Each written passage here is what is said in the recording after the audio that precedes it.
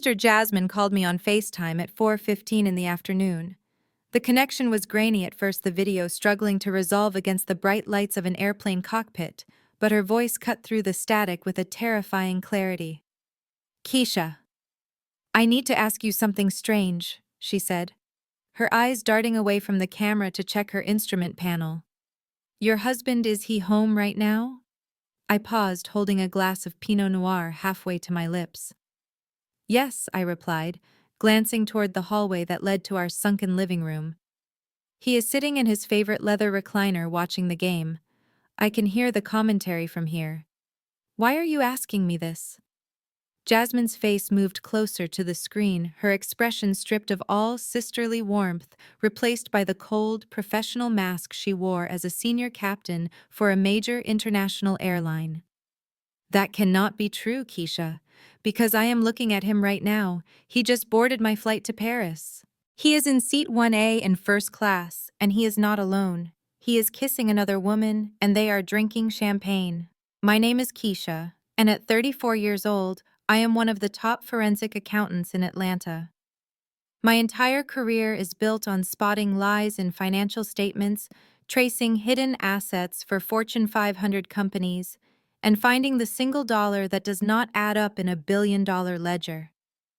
Yet as I stood in my immaculate kitchen with its marble countertops and custom cabinetry, I realized I had missed the biggest fraud of my life.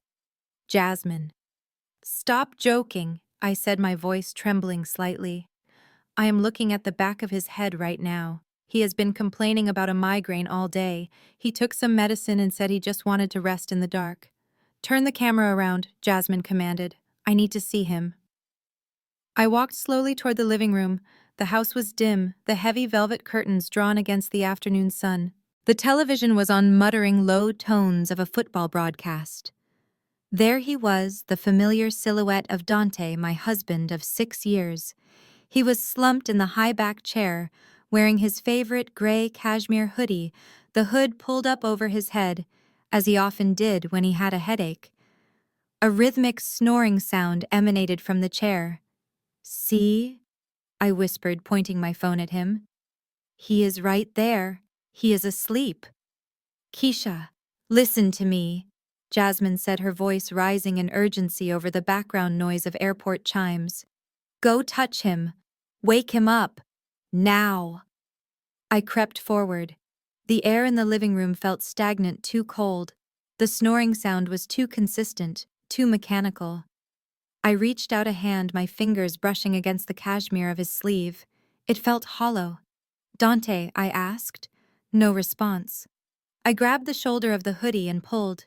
The figure did not wake up. It crumbled. The torso collapsed sideways, sliding off the chair with a soft thud. It was not a body. It was a collection of pillows stuffed inside his clothes. The head was a styrofoam wig stand from my closet, covered by the hood. On the side table, hidden behind a vase of white lilies, was a small Bluetooth speaker, playing a loop of snoring sounds recorded from who knows when. I stood over the pile of laundry that was supposed to be my husband, my mind struggling to process the sheer level of calculation required for this. This was not just a lie. This was a stage play. "He is not here," I whispered to the phone, feeling the blood drain from my face. "Jasmine, he is not here." "I told you," Jasmine said, and I could hear the engines of her Boeing 777 beginning to whine as they prepped for pushback. "He is here. He is on my plane. And Keisha, you need to check the safe. You need to check everything. I have to fly this plane. I cannot stop the takeoff now, but you need to call Brad. Call him immediately." I stood in the center of my living room, watching strangers dissect my life piece by piece. The FBI agents moved with efficient brutality, pulling books from shelves and dumping the contents of drawers onto the floor. The sound of shattering porcelain echoed from the dining room, probably one of the antique vases my mother had given us as a wedding gift, but I could not bring myself to care. My mind was stuck on a loop, replaying the image of the empty safe upstairs and the smirking yellow sticky note Dante had left behind. "Mrs. Henderson, take a seat." The lead agent, whose badge identified him as Special Agent Miller, pointed to a kitchen stool. It was not a request. He slapped a thick file folder onto the marble island. The sound was loud, sharp, like a gunshot in the tense air. Do you recognize these companies? I looked down at the documents spread out before me.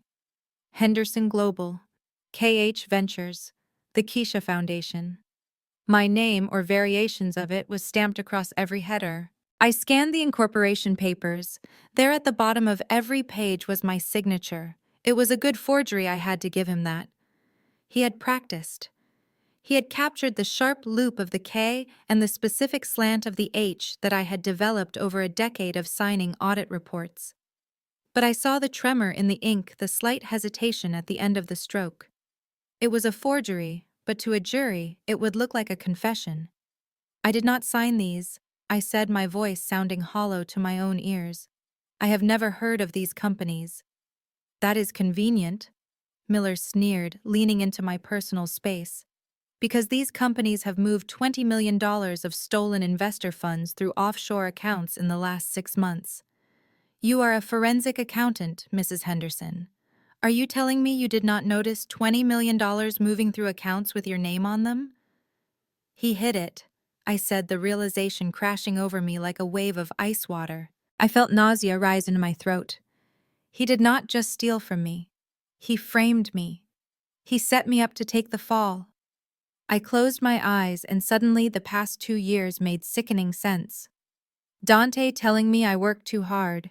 Dante telling me I needed to relax to let him handle the household finances so I could focus on my career. You are too controlling, Keisha, he would say, his voice dripping with false concern. It makes you look masculine. You need to soften up. Let your man be a man. Let me take care of you. I had let him. I had handed over the passwords. I had signed the power of attorney forms he said were for emergency medical situations. I had let him emasculate my instincts because I was afraid of losing him. I was afraid of being the angry, lonely black woman everyone said I would end up being if I didn't learn to submit. And while I was busy softening, he was busy sharpening his knife. Agent Miller pulled another document from the pile. We tracked the transfers. The money is gone, Mrs. Henderson, all of it. But it is not just the investors' money. We looked at your personal accounts, too. I grabbed my phone, my fingers flying across the screen as I logged into the separate accounts I thought were safe. The joint account was zero, I knew that. But I had others. I checked the account for my mother's long-term care facility. It was a trust I had been building for 5 years to ensure she would never have to suffer in a state-run home. Balance zero. I felt the air leave my lungs. He took my mother's care money. I frantically switched apps to the education trust. My sister Jasmine and her husband Brad were wealthy. They didn't need my money, but I had insisted on starting a college fund for their daughter, my niece. It was my way of contributing, of being the good aunt. I had deposited $5,000 into it every month for the last 3 years. Balance zero. The screen blurred. I blinked back, tears of rage. He had stolen from a child. He had stolen from an old woman. There was no floor to his depravity. He hadn't just robbed me. He had hollowed me out. He had taken my past, my present, and the future I had promised to the people I loved. And he had done it with Nia. The thought of her name made me want to scream. I looked at Agent Miller. You need to find them. He is with a woman named Nia. Nia Cross, Miller asked, checking his notes. We know. She is listed as the secretary for 3 of these shell companies. She is not just a passenger, Mrs. Henderson. She is a co-conspirator. I laughed, a harsh, jagged sound that made the agent step back. Of course she is. I created a monster. I remembered the day I met Nia. She was 19, working the front desk at my building, crying in the stairwell because she didn't have money for lunch. She was from the same neighborhood I grew up in, the same rough blocks that I had fought tooth and nail to escape. I saw myself in her. I saw the hunger and the fear. So I took her in. I gave her a job. I taught her how to dress, how to speak in boardrooms, how to demand respect. I thought I was mentoring her. I thought I was lifting her up. But Dante had been watching. He saw a girl who was hungry for more than just lunch. He saw a girl who looked at my life, my house, my clothes, my husband, and wanted it for herself. He didn't like me because I was his equal. He hated that I was the breadwinner. He hated that the house was in my name. He wanted someone he could mold, someone who would look at him like he was a god because he bought her a designer bag with my money. He groomed her right under my nose. He turned my charity case into his getaway driver. I stood up. The shock was gone. The sadness was gone. I was just cold and sharp. "I need to leave," I said. "You are not going anywhere," Miller said, putting a hand on his holster. "You are a suspect in a federal investigation. You are looking at 20 years in prison, Keisha." The front door, or what was left of it, swung open. "Get your hand off your weapon and step away from my client." The voice was a low growl carrying the unmistakable weight of authority and old money. Brad strode into the living room like he owned the entire block. He was wearing a bespoke navy suit that cost more than the agent's car, his silver hair perfectly coiffed, his blue eyes blazing with a cold, hard fury. Brad was my brother-in-law, but in that moment he looked like a savior sent from the gods of corporate warfare. He didn't look at me. He looked straight at Agent Miller. "Who are you?" Miller demanded, though his posture faltered. "I am Bradley Whitmore, senior partner at Whitmore and Davis, and unless you have an indictment with a judge's wet signature on it, you are currently harassing a private citizen in her home without cause." Miller bristled. "We have probable cause. Her name is on the documents. And I have a handwriting expert standing outside who can prove in 5 minutes that those signatures are forged," Brad countered, slapping a file onto the island on top of the FBI's papers.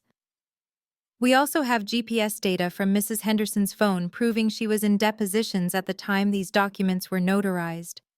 You have nothing but a frame job, and you are wasting time harassing the victim while the real criminal is drinking bourbon at 30,000 feet." Miller looked at the file Brad had thrown down. He looked at Brad's face, which was set in stone. He knew who Whitmore and Davis was. Everyone in the legal world did.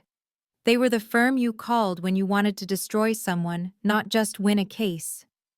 "We still need her statement," Miller grumbled, backing down. "She will provide a written statement through my office tomorrow," Brad said. "Now get your team and get out of her house." Miller glared at me one last time, then signaled his team. "Pack it up. But do not leave town, Mrs. Henderson. We are watching you." As soon as the agents cleared the room, the mask fell off Brad's face. He rushed over and grabbed me by the shoulders. "Keisha, are you okay? Did they hurt you?" "I am broke, Brad," I whispered, the adrenaline finally crashing. "He took everything. The safe is empty. The accounts are gone. Even little Maya's college fund." Brad's jaw tightened. "I will replace Maya's fund. Do not worry about money right now. We have a bigger problem." He pulled out a tablet and placed it on the counter. He tapped the screen, bringing up a flight tracking map. A small plane icon was moving slowly over the Atlantic Ocean.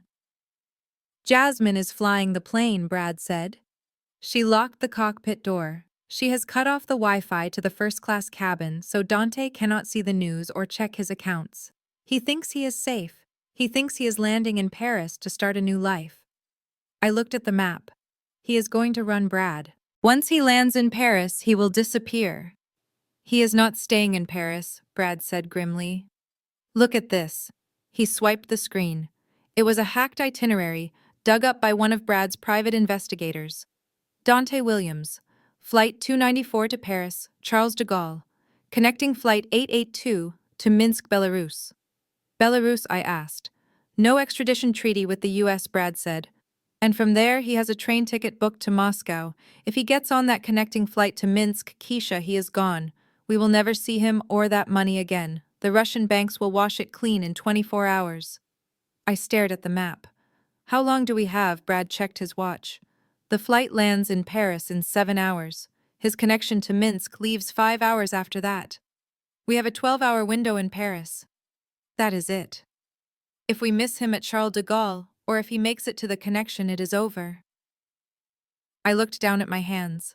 They were trembling not from fear, but from the sheer force of the rage boiling in my veins. I thought about Nia wearing my grandmother's necklace. I thought about Dante laughing at me, thinking I was just a stupid woman who was good at math, but bad at life. "Get the jet," I said. "It is already fueled and waiting at DeKalb Peachtree Airport," Brad said. I filed a flight plan for London to throw off the feds, but we are diverting to Le Bourget in Paris. We can be in the air in 30 minutes. I looked around my destroyed living room. My life was here, my reputation, my career. If I left now, the FBI would issue a warrant for my flight. I would be a fugitive until I could prove my innocence. "I do not care," I said aloud. Brad looked at me. He saw the resolve in my eyes. He reached into his jacket pocket and pulled out a thick envelope. "Here is 10,000 euros in cash," he said. "And a burner phone. Leave your phone here. The feds are tracking it." I took the envelope. I took the burner phone. "One more thing," Brad said. He reached into his other pocket and pulled out a small velvet pouch. He opened it. Inside was a diamond ring that must have been 10 carats. "What is this?" I asked. "Bait," Brad said with a cold smile. "Dante is a narcissist. He is new money. He cannot resist showing off. We are going to use his greed against him." I did not understand yet, but I trusted Brad. He played the game better than anyone. "Let's go," I said. We walked out of the broken front door of my house without looking back. The Atlanta humidity hit me thick and heavy, but all I could feel was the cold steel of the trap I was about to set. Dante Williams wanted to play big. He wanted to be a high roller fine. I was going to cash him out. 30,000 feet above the Atlantic Ocean, the air in the cockpit of Flight 294 was cool, pressurized, and silent, save for the low hum of the avionics and the rhythmic crackle of air traffic control. I sat in the left seat, my hands resting lightly on the yoke, staring out at the endless expanse of clouds illuminated by the moonlight. "My name is Jasmine, and I am the captain of this Boeing 777. I have flown through typhoons in the Pacific and landed in crosswinds that would ground lesser pilots. But tonight, the most dangerous turbulence on this aircraft was being generated by me." I keyed the intercom, my voice smooth and professional, the voice that calms 300 passengers when the air gets rough. "Flight attendants, prepare for service. But first, a heads up. We have a minor electrical fault in the first-class cabin. The heating elements for seats 1A and 1B are non-functional. It is going to get a little chilly up here." I released the button and looked over at my first officer, Dave. He was a good man, discreet. He knew something was wrong the moment I locked the cockpit door and told him that the man in 1A was the reason my sister was currently watching her life burn to the ground. Dave did not ask questions. He just nodded and adjusted the environmental controls, isolating the temperature regulation for the front left section of the cabin. I checked the cabin monitor. The grainy black and white feed showed the first-class cabin. There he was, Dante. Even in the low light, his arrogance was visible. He was reclining or trying to, his arm draped over the back of the seat like he owned the airline. Next to him was Nia. She was wearing my sister's scarf and my grandmother's necklace, examining a menu with the disdain of someone who had never eaten anything better than fast food until she stole my sister's credit card. I picked up the interphone to the lead flight attendant, Marcus. Marcus and I had been flying together for 10 years. He was family. "Marcus," I said quietly. "The couple in row 1. No alcohol. Copy that." Captain Marcus replied, his tone clipping with understanding. "We are out of the good stuff." I watched on the monitor. I saw Nia snap her fingers. Not a wave, a snap. She pointed at her empty glass. Marcus walked over, his posture rigid. I could not hear the words, but I saw the body language. He leaned down, whispered something, and walked away. Nia's face twisted in shock. She turned to Dante, pouting, gesturing at the empty flute. Dante waved a hand dismissively, too busy talking to the man across the aisle to care about her thirst. I knew exactly what Dante was doing. He was networking. Or what he called networking, which was actually just lying to strangers to feed his own ego. I switched the audio feed on. I needed to hear it. I needed the fuel. I am in crypto, Dante was saying, his voice booming in the quiet cabin. Just closed a Series B round for my fintech startup. We are disrupting the legacy banking systems. You know how it is. The old money does not like us, but they cannot stop the blockchain. The man across the aisle, a weary-looking executive in a wrinkled suit who just wanted to sleep, nodded politely. I am actually heading to Paris to look at some real estate, Dante continued, not taking the hint. The market in Atlanta is too small for me now. I need a global footprint. My wife, well, my ex, she just did not have the vision. She was a bean counter. No imagination. I gripped the yoke until my knuckles turned white. A bean counter. That bean counter had paid off his student loans. That bean counter had bought him that suit. That bean counter was the only reason he wasn't in jail years ago for tax evasion. And Nia. She chimed in, her voice high and affected, trying to sound sophisticated. We are looking for a penthouse in the 16th arrondissement. Something with a view of the tower. We deserve a little luxury after all the stress of the exit. The exit. They called stealing $20 million and fleeing the country an exit. I looked at the weather radar. There was a patch of clear air ahead, smooth sailing all the way to France. But 5 miles south, there was a pocket of instability. Nothing dangerous, just a little convective activity. Choppy. Unpleasant. I disengaged the autopilot. Dave looked at me. I am just going to give them a better view of the stars, I said. I banked the plane 5 degrees south. In the cabin, the temperature was dropping. I saw Nia pull the thin airline blanket tighter around her shoulders. She was shivering. She pressed the call button repeatedly. Marcus ignored it. She hit the button to recline her seat into a bed. It didn't move. I had pulled the circuit breaker for the seat actuators in 1A and 1B 10 minutes ago.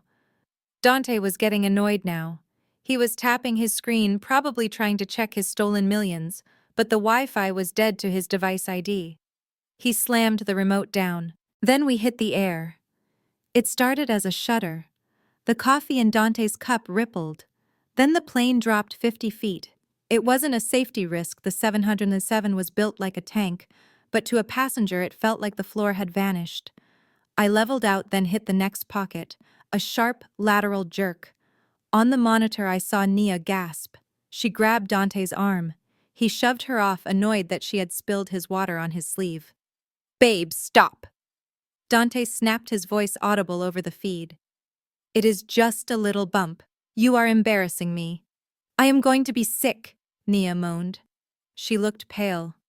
The combination of the stuffy, uncirculated air I had restricted to their row, the sudden drop in temperature, and the rhythmic, sickening lurch of the aircraft was doing its work. I keyed the mic for the cabin. "Ladies and gentlemen, we are encountering some unexpected chop. Please fasten your seatbelts. Flight attendants, please take your seats." This meant no one could help her. No ginger ale. No cold towel. I banked left again, finding the edge of the wake turbulence from a cargo plane ahead of us. The plane wiggled like a fish on a line. Nia clamped a hand over her mouth. She reached for the sickness bag in the seat pocket. It wasn't there. Marcus had removed them during his safety check. She lunged across Dante, trying to get to the aisle. "Sit down," Dante yelled, pushing her back. "You are going to get us in trouble." He cared more about the flight attendant scolding him than the woman he had destroyed a marriage for. The plane took another dip, a hard one. Nia lost the battle. It was not graceful. It was a violent projectile expulsion of cheap airport sushi and fear. And because Dante had pushed her back, she didn't hit the floor. She hit him. The vomit splashed across the front of his bespoke Italian suit. It soaked into the lapel. It splattered onto the leather armrest and pooled on the console between them. Dante screamed. It was a high, undignified sound. He jumped up, unbuckling his belt, frantically wiping at his chest. "You stupid cow," he shouted, forgetting the billionaire persona, forgetting the French real estate. "Look what you did. This is Armani." Nia was sobbing, heaving dryly, humiliated. The smell must have been horrific in that confined, unventilated space. The executive across the aisle pulled his noise-canceling headphones tight and turned away in disgust. I watched on the monitor. Dante was not helping her. He was not asking if she was okay. He was trying to get away from her. He was standing in the aisle demanding napkins from a flight attendant who was strapped into his jump seat, shaking his head. "Sit down, sir," Marcus yelled from the back. "The seatbelt sign is on." Dante looked at the mess in his seat. He looked at Nia, who was curled in a ball, crying, wearing my grandmother's diamonds covered in bile. He looked at the cold, dark reality of his new life. I banked the plane back on course. The air smoothed out. "Enjoy the flight," I whispered to the empty cockpit. "It is going to be a long 6 hours smelling your own choices." 5,000 feet below and 200 miles behind, a Gulfstream G650 sliced through the night sky like a silver bullet. The cabin was silent, smelling of rich leather and espresso. This was real wealth, not the fraud Dante was pretending to be. I sat at a mahogany table, my laptop open, the blue light illuminating my face. I was done crying. The tears had dried up somewhere between the FBI raid and the moment Brad handed me the burner phone. Brad sat opposite me, reviewing a dossier on Belarusian banking laws. He looked calm, predatory. He was in his element. But he kept glancing at me, checking for cracks in the porcelain. He would not find any. Not tonight. I typed a command into the terminal window on my screen. "How are we doing?" Brad asked. "I am in," I said, my voice flat. He used the same password for his cloud storage that he used for our Netflix account. Narcissists never think they need security because they think they are untouchable. I scrolled through the file directory. Dante was sloppy.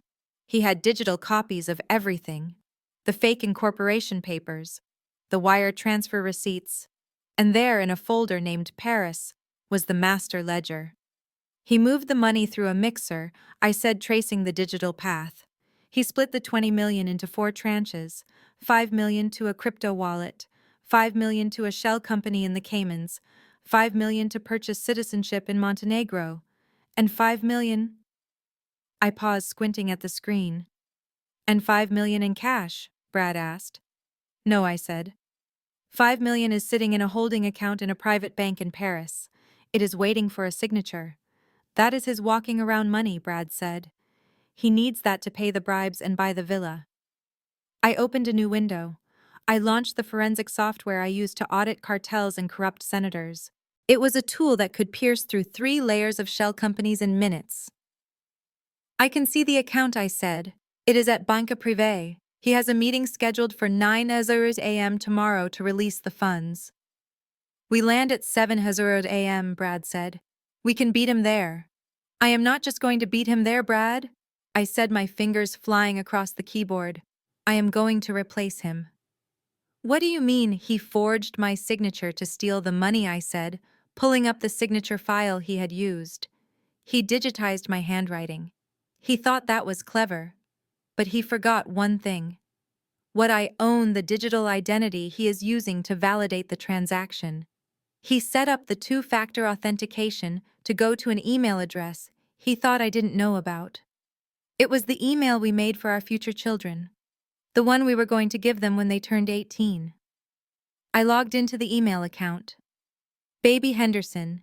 The inbox was full of authentication codes for illegal transfers. "He used our dead dream to rob me," I whispered. I reset the password.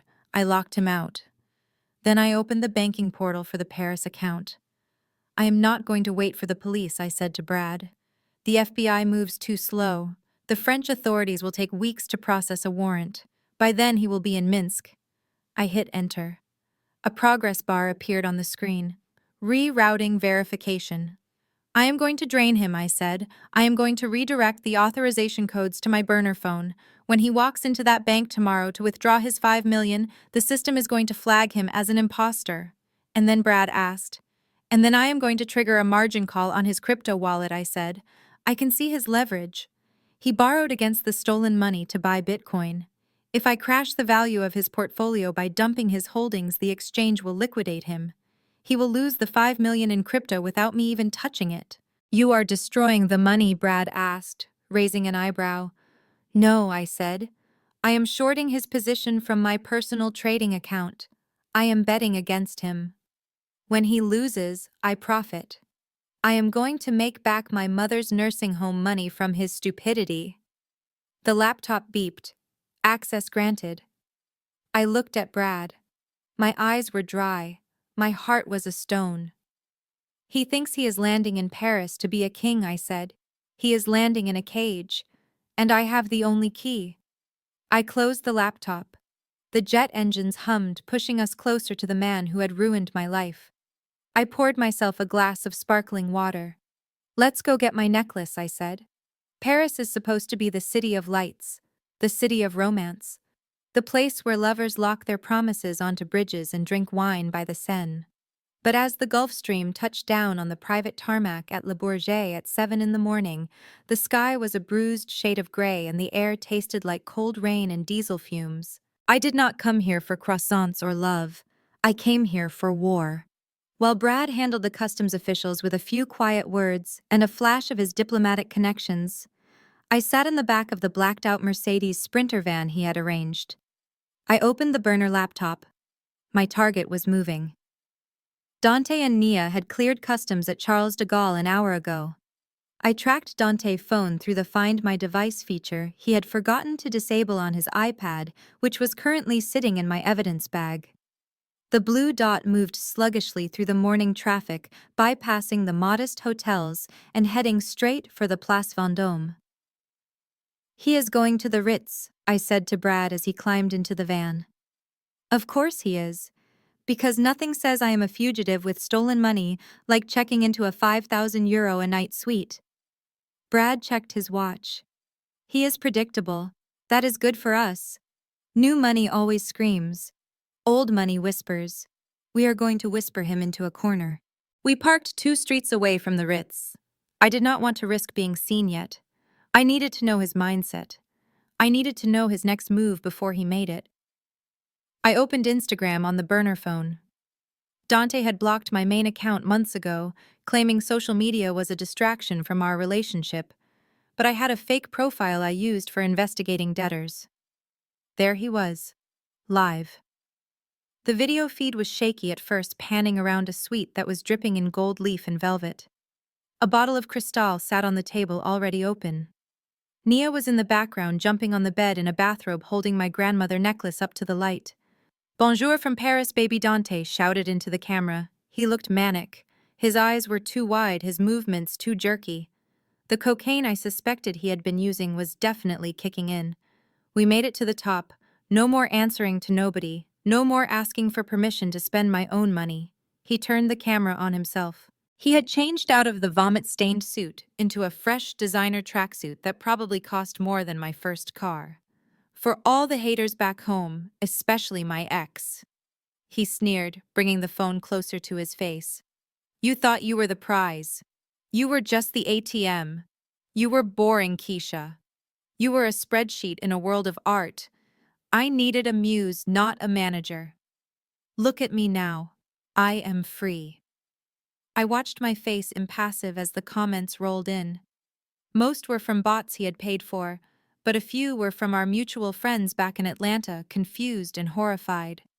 He thinks he is untouchable, I whispered. He is about to touch the electric fence, Brad muttered, watching over my shoulder. I closed the stream. I did not need to hear his insults. I knew I was boring to him. Stability is always boring to people addicted to chaos. Integrity is boring to people addicted to fraud. I turned back to my laptop. I had breached his cloud storage on the plane, but now I needed to go deeper.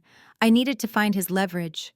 Men like Dante always had a backup plan, a way to generate cash if the primary theft went sideways. I dug through a folder labeled Insurance. I expected to find blackmail photos of business partners or perhaps hidden crypto keys. What I found made my blood turn to ice in my veins. It was a PDF document, scanned 3 days ago. Deed of trust. Property address 450 Martin Luther King Jr. Drive, Atlanta, Georgia. My parents' house. The house my father bought with 40 years of factory wages. The house where I grew up. The house that was fully paid off 10 years ago. or so I thought. I scrolled down. There was a signature at the bottom. My signature. Forged again. And next to it a stamp from a notary public I knew Dante used for his shady deals. He had taken out a hard money loan against my parents' house, not a bank loan. A predatory high-interest loan from a private lender. I looked at the lender name, T-Bone Capital LLC. I knew that name. In my line of work you learn the names of the people who operate in the gray zones. T-Bone was a front for a local syndicate in Atlanta. They did not sue you when you missed a payment. They burned your property down with you inside it. I opened the email correspondence attached to the file. There was an email from T-Bone sent yesterday. Yo D. Payment due in 48 hours. If the transfer does not hit, we take possession. And by possession we mean we clear the property. Tell the old folks to pack light. I felt a scream building in my throat, hot and acidic. He had not just stolen my money. He had put a hit out on my parents. They were sitting in their living room right now watching Jeopardy, completely unaware that they were living in a house that belonged to gangsters. I grabbed Brad's arm, my grip tight enough to bruise. He mortgaged my parents' house, I gasped, the air struggling to enter my lungs. To loan sharks. Brad, if we do not get that money back in 48 hours, they are going to hurt my mother and father. Brad's face hardened. He took the laptop from me and read the email. His eyes narrowed. We call the FBI, he said. We tell Agent Miller. They can put your parents in protective custody. No, I shouted, realizing the trap I was in. If I call the FBI, they freeze everything. They freeze the offshore accounts. They freeze the crypto wallet. The government will seize the assets as evidence of a crime. It will take 5 years of litigation to release those funds. T-Bone will not wait 5 years, Brad. They will not wait 5 days. If that money is frozen, my parents lose their home. Or worse. I started hyperventilating. Dante had checkmated me. If I arrested him, I lost. If I let him go, I lost. We have to steal it back, I said, my voice trembling. We have to steal it back before the authorities find it. It is the only way. I need liquid cash to pay off T-Bone immediately. Brad looked at me. He saw the desperation. He was a lawyer. He was sworn to uphold the law. But he was also family. And he knew the system better than anyone. He knew I was right. The wheels of justice would grind my parents into dust before they ever dispensed a penny of restitution. Okay, Brad said, his voice low and dangerous. We do it your way. We rob the robber. I took a deep breath, forcing my heart rate down. I had to think like an accountant. I had to follow the money. Dante has $5 million in that holding account here in Paris. I said, my fingers flying across the keyboard again. He is going to try to move it today. He needs to wash it before he gets on that train to Moscow. He knows a direct transfer to Belarus will flag Interpol. I accessed his search history from the last hour. How to buy gold bullion in Paris anonymous. High-value art dealers cash only. Private equity funds non-reporting. He is looking for a laundry machine, I said. He is looking for somewhere to dump $5 million fast, get a clean asset and run. He is panicked, Brad observed. He knows he is exposed. He is looking for a quick fix. I kept scrolling. He had clicked on a link for a boutique investment firm called L'Argentier Private Wealth. It was a dummy site, a trap set up by scammers to catch idiots like Dante. But he did not know that. He had filled out a contact form. Name Dante King. Net worth 20 million. Interested in high-yield total privacy immediate placement.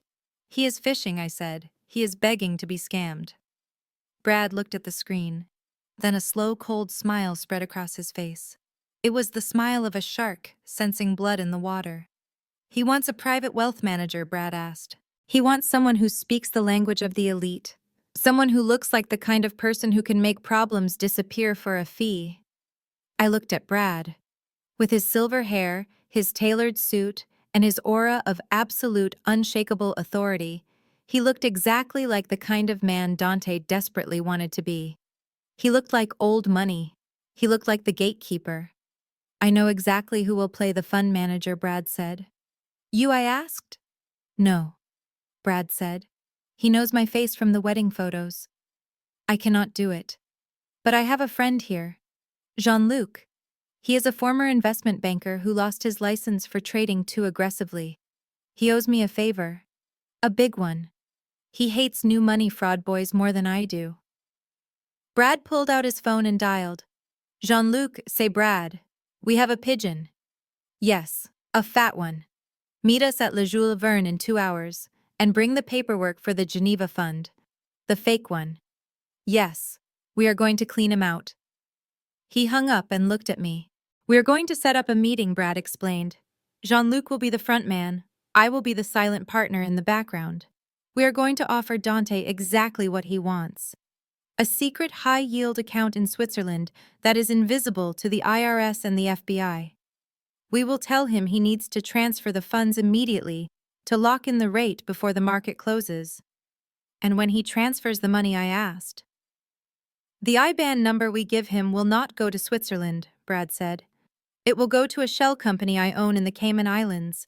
As soon as the money hits, we wire it to the loan shark in Atlanta to pay off your parents' house. Then we wire the rest to your trust account.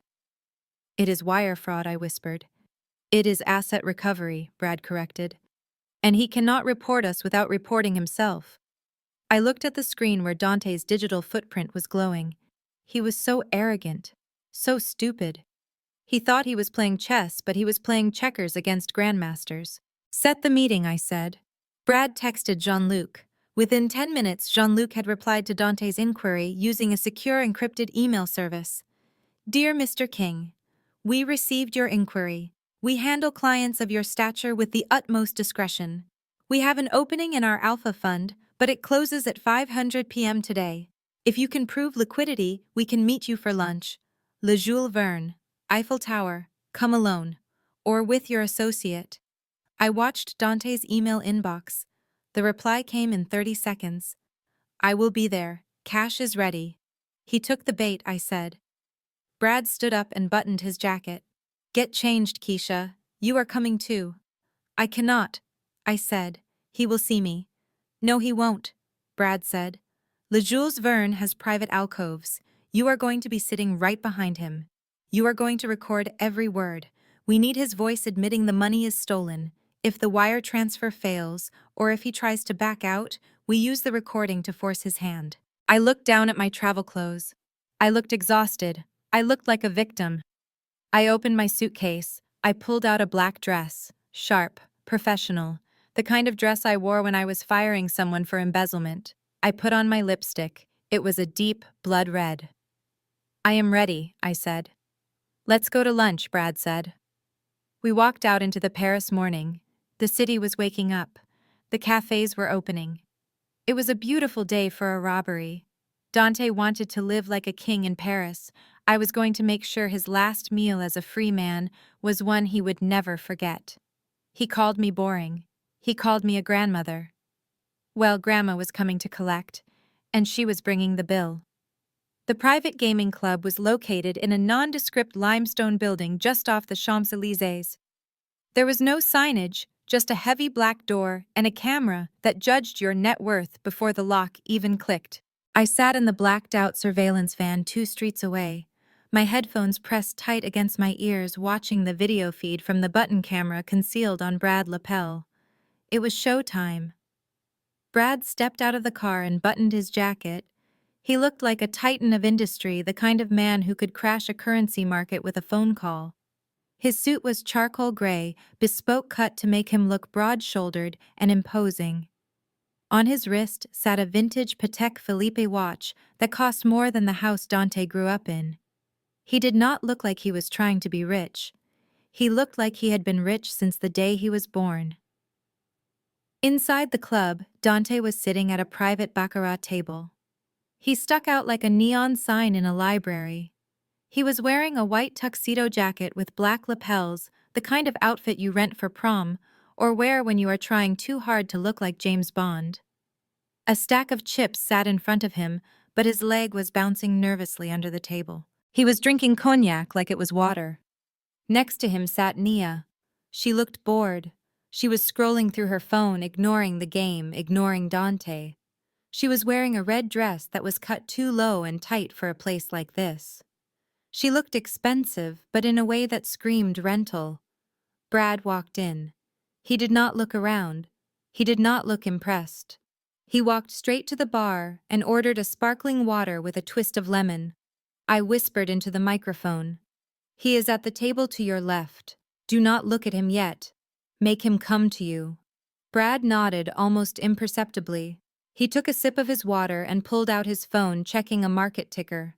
Dante spotted him immediately. I saw his eyes widen on the camera feed. He saw the suit. He saw the watch. He saw the way the bartender had practically bowed when serving the water. Dante Williams, the boy from Atlanta who spent his whole life trying to prove he was big time, could not resist a man like Brad. Dante nudged Nia. "Look," he whispered, though his voice was clear in my ear. "That guy, that is the heavy hitter I saw at the airport, the one with the private jet." Nia looked up. Her eyes locked onto Brad. Her expression shifted instantly from boredom to predatory interest. She fixed her hair and sat up straighter. Dante stood up. He picked up his drink and walked over to the bar. He had the swagger of a man with $20 million in stolen money, but the insecurity of a man who knew he did not belong. "Excuse me," Dante said, leaning against the bar. I could not help but notice the watch. 1954 reference. Brad turned slowly. He looked Dante up and down, his expression mild, unimpressed. 52. Brad corrected. "Good eye. I am Dante," Dante said, extending a hand. "Dante King. I am in FinTech. Just expanded operations to Europe." Brad shook the hand briefly, then pulled away. "Bradley Whitmore. Private equity." I saw the spark in Dante's eyes. Private equity. That was the magic word. That was the club he desperately wanted to be in. "We are looking for placement for some capital," Dante said, dropping the bait immediately. He had no poker face. He was desperate to be validated. "We had a very successful exit in the States. Cash heavy right now." Brad took a sip of water. He looked bored. "Cash is a liability in this market, Mr. King. Inflation eats it alive. And the reporting requirements these days. It is a headache. We moved most of our liquidity into non-reporting assets last quarter."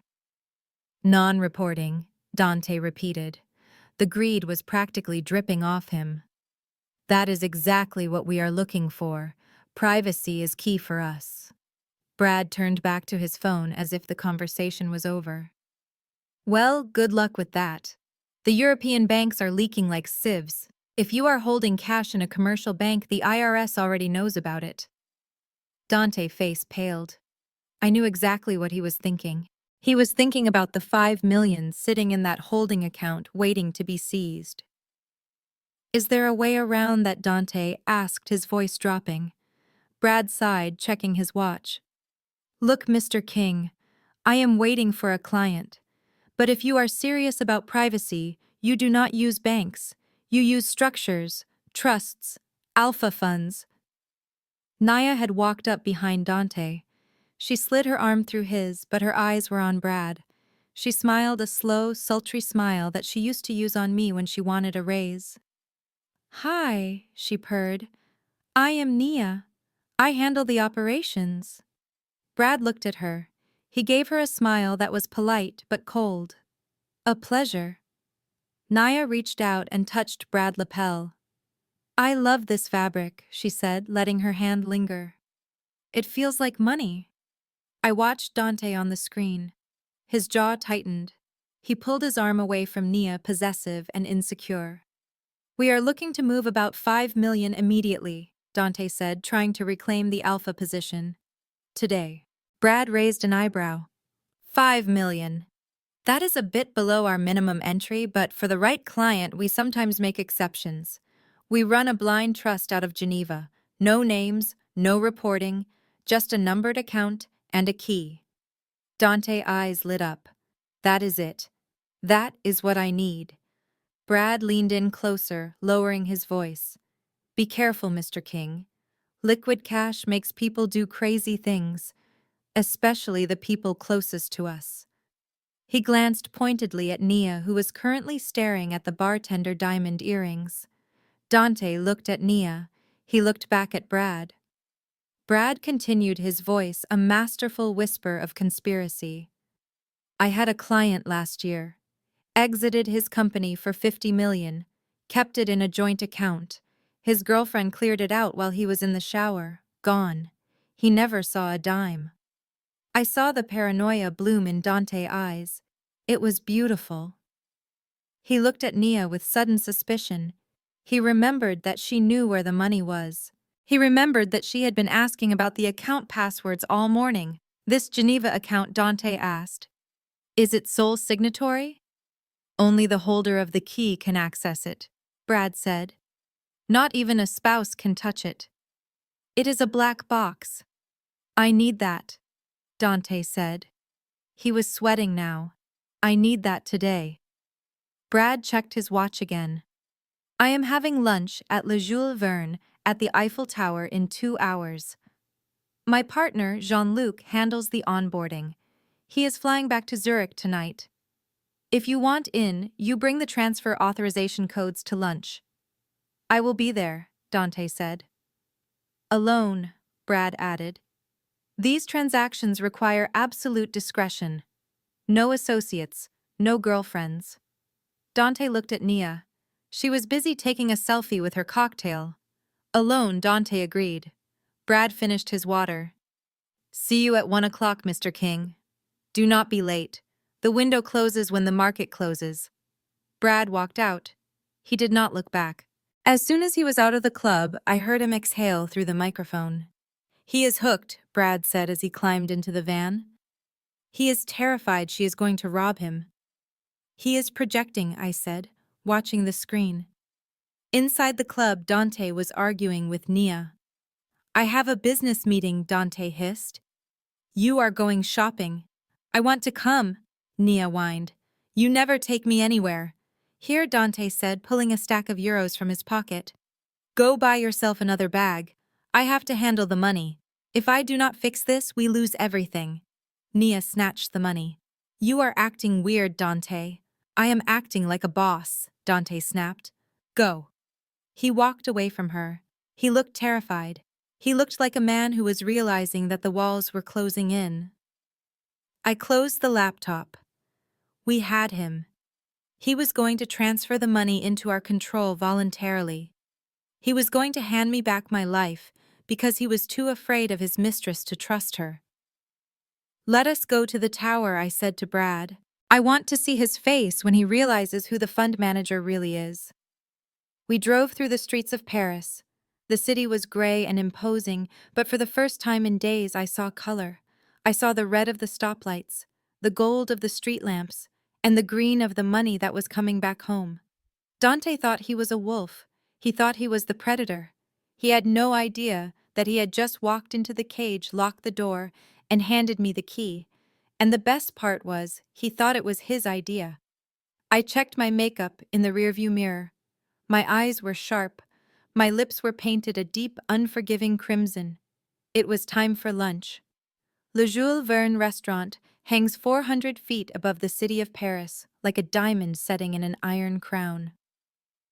The view from the windows offers a panoramic sweep of the Seine, the Louvre, and the sprawling gray rooftops that define the city. It is a place where billionaires eat lunch and where governments sign treaties over soufflés. But I was not looking at the view. I was staring at the back of a white tuxedo jacket that was currently occupying table 12. I sat at table 14, tucked deep into a semi-private alcove, obscured by a massive architectural arrangement of white orchids and steel beams. I was wearing the black dress, dark sunglasses that I had not removed, despite the dim lighting, and a wide-brimmed hat that cast a shadow over my face. I looked like a grieving widow, or a celebrity trying to avoid the paparazzi. In a way, I was both. I was grieving the death of the man I thought I married, and I was avoiding the gaze of the criminal who had killed him. In my ear, a small flesh-colored receiver hummed with static before clarifying into the crisp audio feed from the microphone hidden on Brad's lapel. I opened the voice recorder app on my phone. The waveform danced as the ambient noise of clinking silverware and hushed French conversations filled the recording. Brad sat across from Dante. Jean-Luc, Brad's friend and our acting frontman, sat to the side looking every inch the bored high-level European banker. "You brought the girl," Brad said. His voice was ice. "We discussed this, Mr. King. Discretion is the currency of this transaction." I watched through the gap in the orchids. Dante shifted in his seat. He looked nervous, sweaty. The cocaine confidence from the live stream was fading, replaced by the twitchy paranoia of a man carrying the keys to a stolen kingdom. "She is my associate," Dante stammered, gesturing to Nia. "She handles my logistics." Nia beamed at Brad, completely oblivious to the tension. She was eating the breadbasket like she hadn't seen food in days, crumbs falling onto the red dress she had worn to the casino. Brad did not look at her. He looked at Dante. "If she handles your logistics, then she is liable," Brad said. "If this account is flagged, she goes to prison with you. Is that what you want?" Dante flinched. He looked at Nia with a sudden flash of resentment. I could see the wheels turning in his head. He did not want to share the money. He did not want to share the risk. "Babe, why don't you go check out the view from the observation deck?" Dante said, pulling a credit card from his pocket. "Go buy a souvenir," Nia pouted, dropping a piece of bread. "But we just got here. I want to eat. This place is fancy." "Go," Dante snapped. His voice cracked like a whip. "This is business." Nia glared at him, snatched the card and flounced away toward the elevators. I watched her go. She was walking away from the table, but she wasn't leaving the game. I checked the tracking software on her phone. She wasn't going to the observation deck. She was going to the ladies' room to make a call. I made a mental note to intercept that call later. Now that the children have left the room, Brad said, leaning back in his chair. "Let us discuss your liquidity." Dante exhaled, loosening his bow tie. He took a large gulp of wine. The waiter hadn't even poured it yet. Dante had served himself. "I have the codes," Dante said. 5 million. Ready to move. I just need to know it is safe. My ex-wife. She is relentless. She is a forensic accountant. If there is a paper trail, she will find it. I gripped the stem of my wine glass so hard I felt the crystal flex. "She sounds formidable," Brad said, swirling his Bordeaux. "She is a machine," Dante scoffed. He poured himself more wine, his hand shaking slightly. "That is all she is, a calculator in a skirt. You know, when I met her, I thought she was a boss. I thought, here is a woman who can build an empire, but she has no soul. She is dry as a tile." I bit the inside of my cheek until I tasted copper. "She never understood me." Dante continued, his voice growing louder as the alcohol hit his empty stomach. "I am a visionary. I have ideas. Big ideas. But every time I wanted to invest, every time I wanted to pivot, she wanted to see a spreadsheet. She wanted a risk assessment. She suffocated me." I remembered the big ideas Dante had, the NFT collection of pixelated hamsters, the energy drink company that turned out to be a pyramid scheme, the app that was supposed to replace Uber but didn't actually have any drivers. I had saved him from every single one of those disasters. I had audited the contracts and shown him the fraud. I had protected him from his own stupidity for 6 years. And he hated me for it. "She never knew how to live," Dante said, looking at Brad with a conspiratorial grin. "She made 6 figures, but she shopped with coupons. She worried about retirement accounts and college funds for kids we didn't even have. I tried to show her the world. I tried to teach her how to enjoy the moment. But she was dead weight." He leaned in closer to Brad. "Nia. Now that is a woman who knows how to live. She appreciates the finer things. She looks at me like I am a king."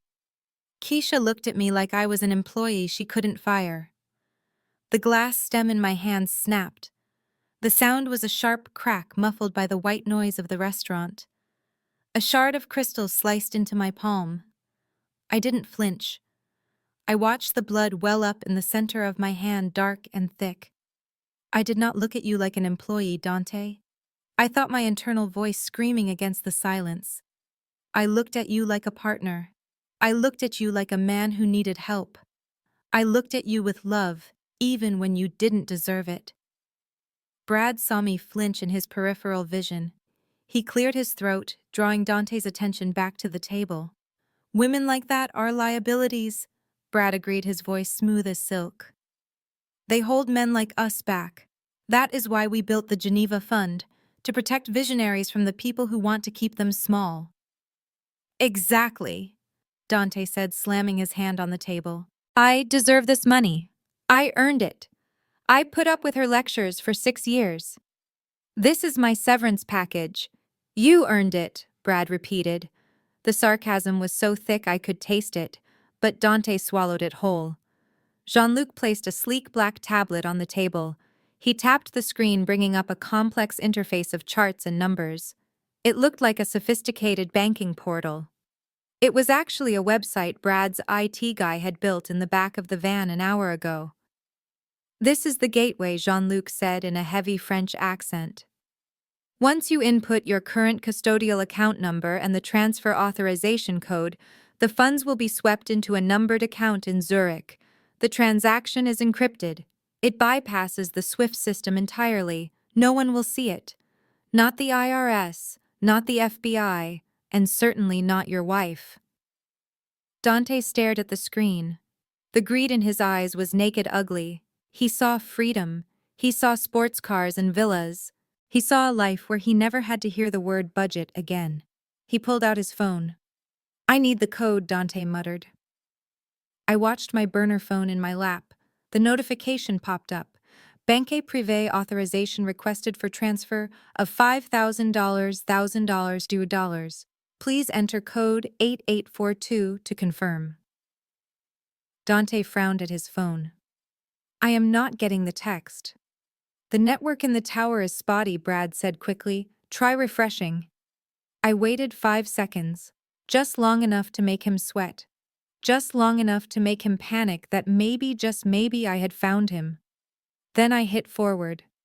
Dante's phone pinged. He let out a breath he had been holding. Got it, he said. He typed the numbers into the tablet. 8, 8, 4, 2. Jean-Luc nodded. He turned the tablet toward Dante. There was a single green button on the screen. It said, Execute.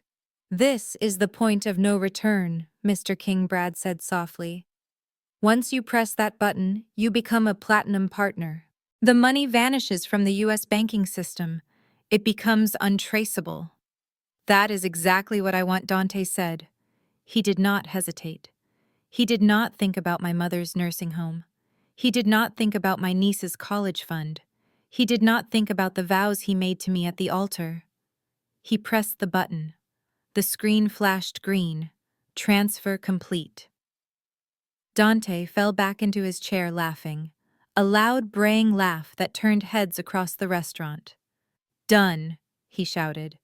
It is done. I am a ghost. I looked at my laptop screen under the table. The banking alert flashed. Incoming wire, $5,000, $1,000 received. Destination Whitmore and Davis escrow account. The money was gone from his control. It was sitting in an account controlled by Brad, waiting to be wired to the loan sharks in Atlanta to save my parents' house. Dante poured himself another glass of wine. He raised it to Brad. To freedom, he said. To justice, Brad replied, raising his water glass. I wrapped a napkin around my bleeding hand. The pain was sharp, grounding. I pressed stop on the recorder. I had everything. The confession, the insults, the admission of theft. And now I had the money. Dante thought he had just bought his freedom. He had just bought his own destruction. Nia came back to the table. She looked flushed, excited. She sat down and grabbed Dante's arm. Did you do it? She whispered. It is handled, Dante said, puffing out his chest. We are rich, baby. Untouchable. Brad stood up. He buttoned his jacket. Welcome to the club, Mr. King, Brad said. You will receive your account keys via courier at your hotel tonight. Do not lose them. Without those keys, the money does not exist. I will guard them with my life, Dante promised. We have to go, Brad said. We have a plane to catch. Brad and Jean-Luc walked away. Dante did not even watch them go. He was too busy staring at Nia, imagining the life they were going to lead. I waited until Brad was clear. Then I stood up. I adjusted my hat. I walked past table 12. I paused just for a second right behind Dante's chair. I could smell his cologne. It was the expensive musky scent I had bought him for our anniversary. I leaned in just slightly and whispered into the air behind his ear. "Enjoy the view, Dante. It is a long way down." He whipped his head around. He looked frantically around the restaurant. But I was already moving, blending into the crowd of tourists near the exit.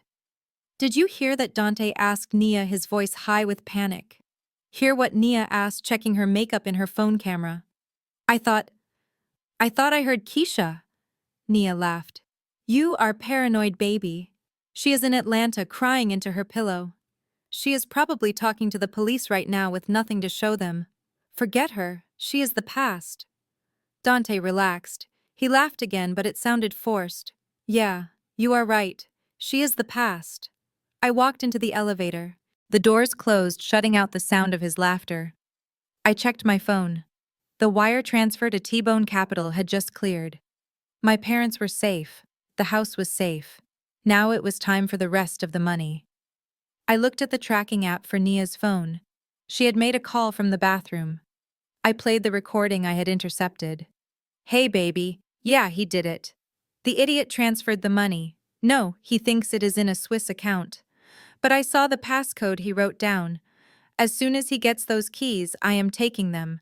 I will meet you in Miami on Tuesday." "Yeah. We are going to be rich." I smiled. It was a cold, terrifying expression that frightened me when I caught my reflection in the elevator's brass doors. Dante thought he was the player. He didn't realize he was the mark. And he didn't realize that the woman sitting next to him was holding a knife behind her back. I stepped out into the cool Paris air. The game wasn't over. It was just entering the final round. And I was about to ring the bell. The vibration of the phone on the table was the only sound in the world that mattered. Dante picked it up, his hands trembling not with fear anymore, but with the adrenaline of a gambler who just pushed all his chips into the center of the table and saw the dealer bust. He stared at the screen, his eyes wide and manic, reflecting the blue light. "Zero balance." He laughed. It was a guttural, ugly sound that made the couple at the next table look over in alarm. He turned the phone toward Nia, shoving the screen in her face. "Look at it, baby. It is gone. The account is empty. The feds can freeze whatever they want back in Atlanta. They can put a lien on the house. They can seize the cars. But they cannot touch this. It is in the wind. We are ghosts." Nia looked at the screen. I watched her face through the gap in the orchids. She did not look relieved. She looked hungry. Her eyes darted from the zero balance on the banking app to the tablet Brad had left on the table, the one that supposedly held the keys to the Swiss kingdom. "You have the codes?" she asked, her voice tight. "The access keys for the new account." Dante tapped his chest pocket. "Right here. Memorized and written down. I am the only one who can access it. Sole signatory, just like the man said." He poured the last of the wine into his glass, not bothering to offer any to her. He was already mentally spending the money. I could see it in the way he adjusted his cufflinks, the way he leaned back in the chair. He was fantasizing about yachts and private islands, about a life where he was the king and everyone else was a subject. "I need to use the ladies' room," Nia said, standing up abruptly. Her hand clutched her purse a little too tightly. Dante waved a hand at her, dismissive. "Go ahead. Fix your face. We have a limousine waiting downstairs." Brad arranged it. "We are going to the hotel to pack, and then we are hitting the town. Tonight we celebrate." I watched Nia walk away. She did not head for the restrooms near the entrance. She headed for the private lounge area near the elevators, a secluded spot with floor-to-ceiling windows overlooking the Seine. It was the perfect place for a private conversation. I waited until she turned the corner, then I pulled out my burner phone. I had cloned her SIM card 4 hours ago while we were still in the air. It was a gray area legally, but I had crossed the line of legality the moment I decided to hunt them down myself. I opened the surveillance app. Her phone was active. She was dialing a US number. I put my earbud back in. The line connected. The voice that answered was male, deep and rough. "Yo, it is me," Nia whispered. Her voice was urgent, sharp. "What is going on?" the man asked. "Did he do it?" "He did it," Nia said. She let out a breath that sounded like a hiss. "The idiot actually did it." Did. He transferred the whole 5 million. He thinks it is in some blind trust in Switzerland. He thinks he is safe. I felt a cold smile touch my lips. She thought he was the idiot. She had no idea she was the one standing in the trap. "So we are good?" the man asked. "Better than good," Nia said. I saw him write down the passcodes. He put the paper in his jacket pocket, but he took a picture of it on his phone first. He is so stupid, Trey. He uses the same cloud password for everything. While he was busy trying to impress that old white guy, I logged into his backup. "I have the keys." I froze. She had the keys. Not the keys to the fake Swiss account Brad had set up because those keys were worthless. She was talking about something else. "What about the crypto?" the man named Trey asked. "That is what I am talking about," Nia said. "He thinks he hid 5 million in Bitcoin before we left. He thinks I do not know about the cold storage wallet he taped under the insole of his shoe. But I saw him do it, and I just got the seed phrase from his photo stream." My mind raced. I had missed the crypto wallet. I knew about the bank transfers, but Dante had physically smuggled a cold storage device. He was carrying another $5 million on his person, literally walking on it. "I am going to drain it," Nia continued, her voice dripping with contempt. "Tonight. As soon as he passes out. He has been drinking since we left Atlanta. He will be out cold by midnight. I am going to transfer the crypto to your wallet, take the diamonds he bought me, and get on the first flight to Miami." I looked at the screen. I quickly ran a trace on the number she was calling. It pinged to a cell tower in Miami Gardens. The registered owner was a man named Trayvon Davis, a known associate of the T-Bone Loan Shark crew. The pieces clicked into place.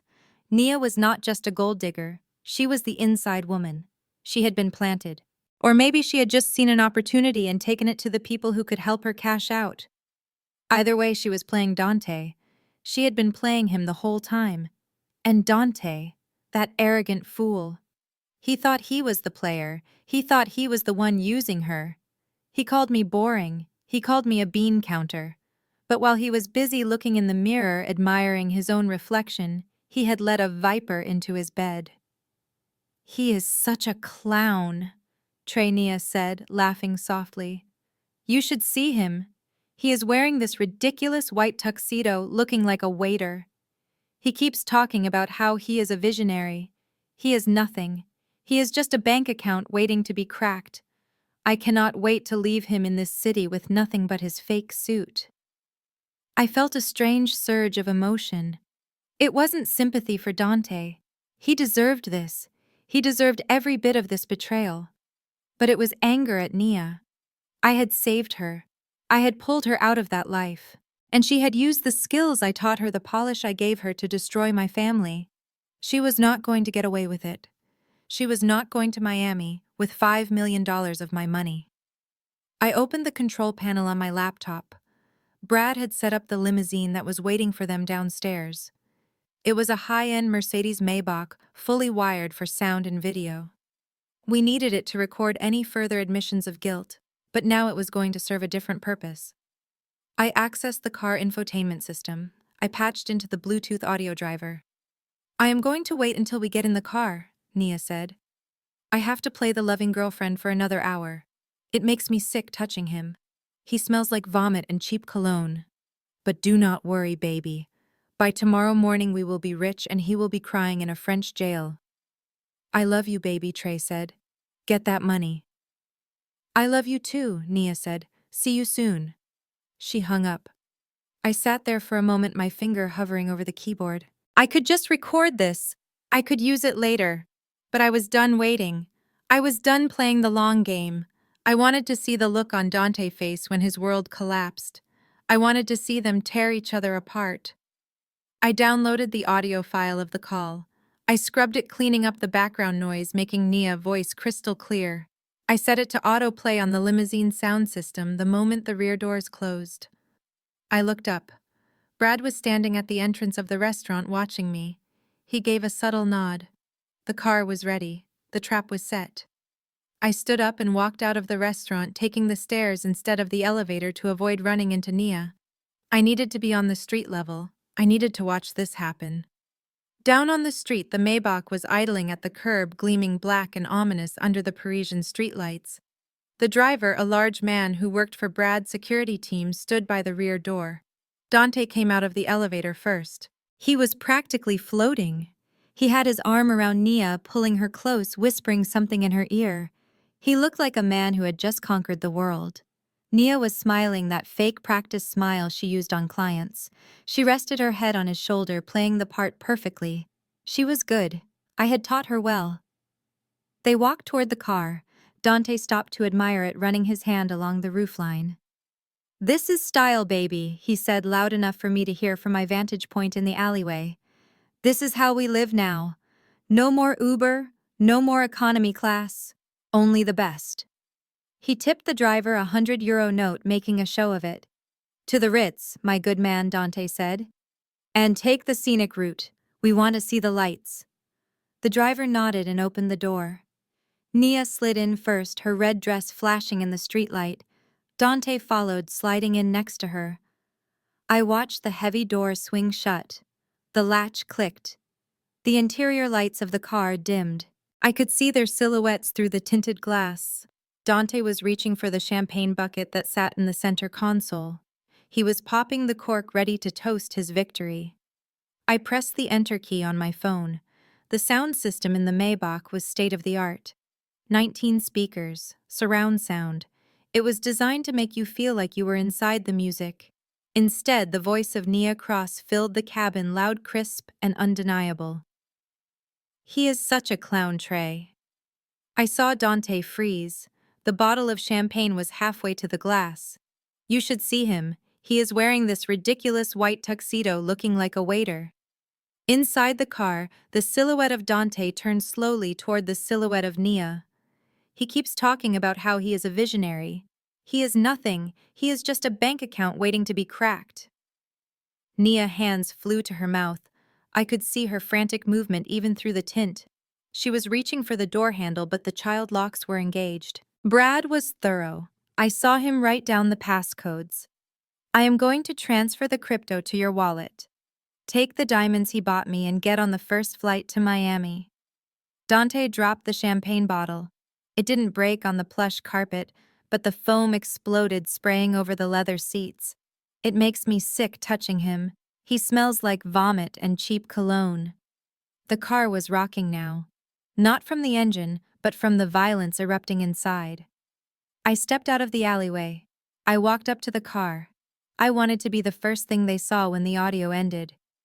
The recording finished with Nia's words echoing into the silence. "By tomorrow morning we will be rich, and he will be crying in a French jail." Dante lunged. I saw his hands go for her throat. Nia screamed, a sound that was muffled by the soundproofing of the luxury vehicle but still audible on the street. She clawed at his face. The car shook as they slammed against the window. The driver did not move. He stood by the hood, arms crossed, watching the show. I walked up to the rear window and tapped on the glass. Knock, knock. Dante froze. His hands were still around Nia's neck. He looked out the window. His eyes met mine. For a second, he looked confused. He looked like he was seeing a ghost. He looked at me, the boring wife, the bean counter, the woman he had left behind in Atlanta. Then he looked at Nia, the woman he had destroyed everything for. He realized in that split second that he was trapped in a box with a woman who hated him, while the woman he had underestimated held the keys to his freedom. I smiled. It was the same smile he used to give me when he was lying about where the money went.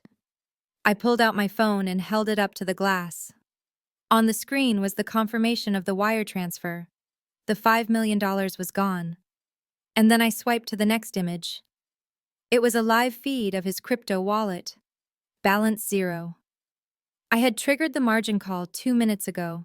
While he was listening to Nia betray him, the market had liquidated his position. He screamed.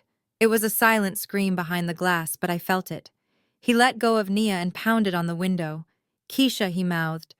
Keisha. Nia was coughing, gasping for air, clutching her throat. She looked at me too. Her eyes were wide with terror. She saw the necklace around her neck reflected in the glass. She knew. I signaled the driver. "Unlock it," I said. The locks clicked. Dante threw the door open. He stumbled out onto the pavement, his white tuxedo stained with champagne and sweat. He fell to his knees in front of me. "Keisha," he gasped, reaching for my hem. "Keisha, you have to help me. She tried to rob me. She is a thief. You heard her." I took a step back, protecting my shoes from his touch. "I heard her," I said calmly. "And I heard you. I heard you call me a machine. I heard you call me dead weight." "That was just talk. Baby." Dante pleaded, tears streaming down his face. "I was drunk. I did not mean it. I love you. We can fix this. You have the money, right? You saved it." I looked down at him. He was pathetic. He was small. "I saved the money," I said. "But I did not save it for you." Nia crawled out of the car. She was a mess. Her dress was torn, her hair was wild. She looked at me warily, keeping her distance from Dante. "Keisha," she rasped. "He tried to kill me. You tried to steal $5 million from the woman who paid for your education," I said, my voice cold. "You are both garbage, and the garbage truck is here." Sirens wailed in the distance. They were getting louder. Dante looked around wildly. "The police?" "You called the police." "I did not call the police," I said, checking my watch. "But the hotel manager at the Ritz did. Apparently someone reported a stolen credit card being used to book the Imperial Suite." Dante checked his pockets. His wallet was gone. Nia was holding it. She dropped it on the ground. "Run, Dante," I whispered. He looked at me. He looked at the sirens flashing blue lights reflecting off the wet pavement at the end of the street. He scrambled to his feet. He looked at the millions he thought he had. He looked at the woman he thought he loved. Then he turned and ran into the Paris night, leaving his dignity, his money, and his mistress behind. I watched him go. Then I turned to Nia. "Give me my necklace," I said. She didn't argue. She unclasped it with shaking fingers and handed it to me. I held the diamonds up to the light. They were cold. They were heavy. "Get out of my sight," I said. She ran in the opposite direction of Dante. I stood alone on the street next to the Maybach. I put the necklace in my pocket. The night was young, and I had a flight to catch. But first, I had one more stop to make. The game wasn't over until the king was in checkmate, and I knew exactly where he was running to. The streetlights of Paris flickered off the wet pavement as Dante lunged at Nia with a primal scream that shattered the elegant silence of the avenue. It was not the scream of a man who had lost money. It was the scream of a man who had lost his reflection. For years, Dante had looked in the mirror and seen a king, a visionary, a genius who was simply waiting for the world to catch up to his brilliance. But in the reflection of the limousine window, he had seen the truth. He saw a thief. He saw a fraud. He saw a man who was nothing without the woman he had betrayed. He did not handle the revelation well. He grabbed Nia by the shoulders of her torn red dress and slammed her against the side of the idling Maybach. The sound of her body hitting the metal was sickening, a dull thud that made the driver flinch but not intervene. Brad had paid the driver for silence, not for heroism. "You stole it!" Dante shrieked, shaking her so hard her head snapped back. "You stole my seed phrase. Give it to me. Give me the phone." Nia was not the helpless girl I had found crying in the break room 3 years ago. She was a survivor from the streets of Atlanta, and she knew how to fight dirty when she was cornered. She did not beg. She did not cry. She reached into her clutch purse. Dante was too blinded by rage to see her hand move. He was too busy screaming about his millions, about his destiny.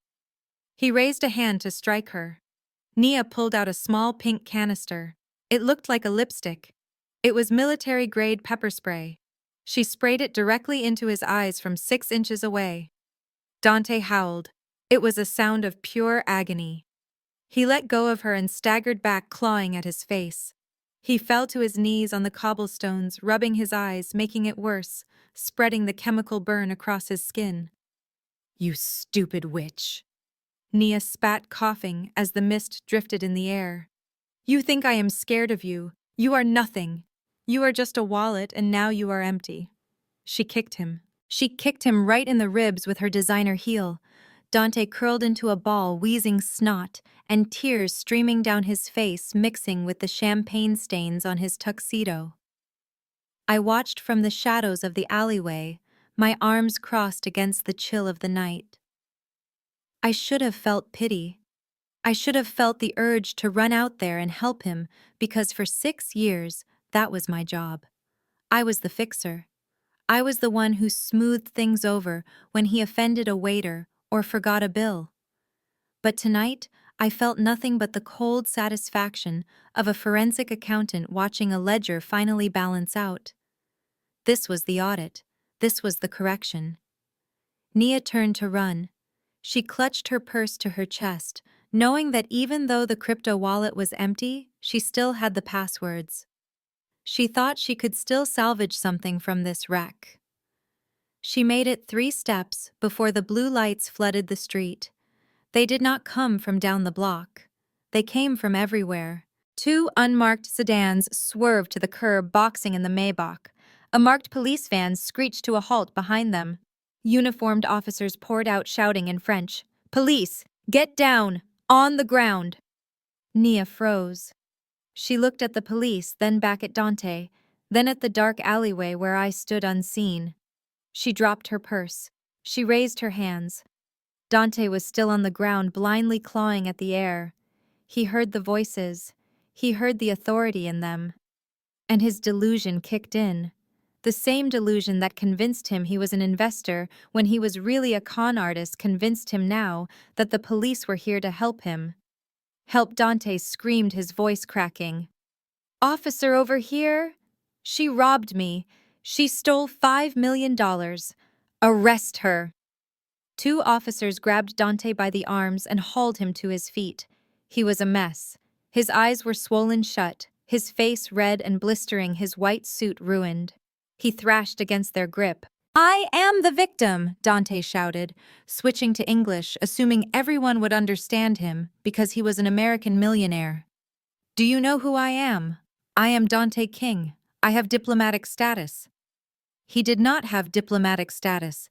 He had a platinum Sky Miles card and a delusions of grandeur complex. The officer ignored him. He spun Dante around and slammed him against the hood of the police car. He patted him down, rough and efficient. He pulled Dante's wallet from his pocket. Dante was still screaming, "My lawyer. Call my lawyer. I want Bradley Whitmore. He is a partner at Whitmore and Davis. He will have your badges. He is my business partner." I stepped forward slightly, just enough to see better. Dante really believed it.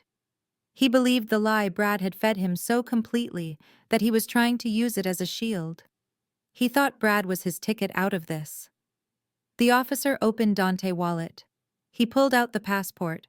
He looked at the document, then at a tablet held by another officer. He frowned. He spoke into his radio in rapid-fire French. I understood enough. I had taken French in college back when I thought I would be auditing fashion houses instead of fraud rings. Passport declared lost or stolen. Suspect identity unconfirmed. Flagged for flight risk. I smiled. I had called the U.S. Embassy 4 hours ago, right before we landed in Paris. I had reported my husband's passport stolen along with mine, claiming we were victims of a robbery in Atlanta before he fled. The embassy had flagged his passport number in the Interpol database immediately. When Dante tried to enter France, he had used that passport. But the system update had lagged. It had caught up now. Legally, Dante Williams did not exist in France. He was an undocumented alien with no identification carrying a flagged document. The officer said something to Dante in broken English. Paper bad. You come. No. Dante yelled, struggling. Check the number. It is valid. I flew first class. I have money. Check my account. He tried to reach for his phone to show them the zero balance he had forgotten about. The officer twisted his arm behind his back and clicked the handcuffs into place. The sound of the cuffs ratcheting shut was the sweetest music I had ever heard. Nia was being cuffed too. She was crying loudly, playing the victim, screaming that Dante had kidnapped her. The police were not listening. They had found the pepper spray. Assault with a chemical weapon was a serious offense in Paris. Dante was being shoved toward the van. He was still blind, still frantic. Brad, he screamed. Brad, help me! Where are you? I looked at Brad, who was standing in the doorway of the restaurant lighting a cigarette. He took a long drag, the cherry glowing in the darkness. He looked calm. He looked like a man watching a play he had already read the reviews for. Brad stepped out onto the sidewalk. Dante heard the footsteps. He knew that walk. Brad, Dante gasped, hope flooding his voice. Brad, tell them we are partners. Tell them about the Geneva Fund. Brad stopped 10 feet away from the police line. The lead officer, a stern man with a gray mustache, looked at Brad. He recognized the suit. He recognized the bearing of a man who charged $1,000 an hour just to listen. The officer walked over to Brad. Monsieur, the officer said respectfully. Do you know this man? Dante strained against the cuffs, bloodshot eyes trying to focus on Brad's silhouette. Tell him, Brad, Dante pleaded. Brad looked at Dante. He looked at the vomit on the tuxedo. He looked at the desperation. He took another drag of his cigarette and exhaled the smoke slowly into the night air. Then he spoke in flawless, fluent French. Officer, I have never seen this man in my life. He appears to be a disturbed American tourist. I believe he has been harassing the patrons of the restaurant. Dante's jaw dropped. The betrayal hit him harder than the pepper spray. What? Dante whispered. Brad, what are you saying? Brad ignored him. He turned to the officer, still speaking French. However, I believe this lady might have some information regarding his identity. She has been pursuing him across the Atlantic to recover stolen property. Brad stepped aside. He extended his hand toward the alleyway. Keisha, he said, his voice returning to English, soft and inviting. Come say hello to your husband. I stepped out of the shadows. I walked into the pool of blue light from the police cruisers. My heels clicked on the pavement, a steady rhythmic countdown to his destruction. Dante squinted. He blinked, trying to clear the tears and the pain. He saw a woman in a black dress. He saw the wide-brimmed hat. He saw the red lipstick. Keisha, he croaked. He sounded like a ghost. He sounded like a child waking up from a nightmare, only to realize the monster was real. I stopped in front of him. I was close enough to smell the fear on him. Hello, Dante, I said. Keisha, he stammered. You came to save me. Tell them I am your husband. Tell them I have money. I looked at the police officer. I reached into my purse. I pulled out a thick, heavy envelope. It contained the FBI warrant from Atlanta, the forensic audit of the stolen $20 million, and the affidavit I had signed on the plane swearing that Dante Williams had forged my signature. Officer, I said, my French rusty but clear.